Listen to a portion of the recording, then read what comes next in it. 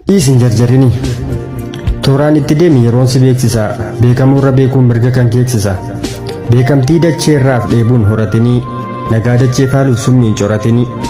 Beekamtii daandii irraa dhamaateen argatin. Dhokadhuu waa bari jarjarteen salphatin. Galma hundaaf rakasaa daandii irraatti gortee.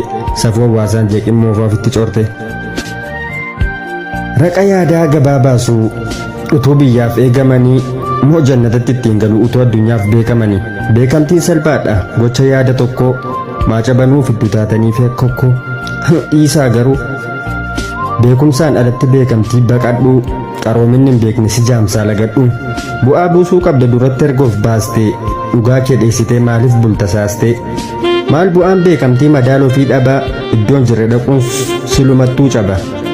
Beekamtii doofummaa hunduu argachuuf gamaa. Urgoof abdiin dhinnaan kan wal saaman dhama. Hundumtoof keessaa qaba yaada milkiif shaffataa. Garuu boryootti seentee sirkatti hunduu walxaxa. Beekamtii gonfachuuf kan beeku tuffatu.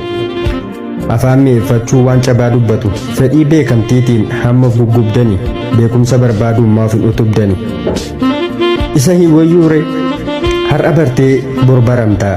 Dhugaa hubattees os qaramtaa. Diriiraa marganiif gaafarra fiiganii. Bor duuba deebi'u gaabbiin of diiganii. Maaliif addaan bu'u carraadhaaf beekumsi. Wal nutti fakkaannaan qoosaadhaaf jeequmsi. Sammuu duwwaatti hedduu carraan isa shuumtee. Beekaa meeqa awwaaluun doofaa sarara tuultee. Bu'aan hojii keenyaa galgala beekama gaafa dulloomanii. Bortu gaabbuuf jiru warra fedhiidhaan dabaaf michoomanii.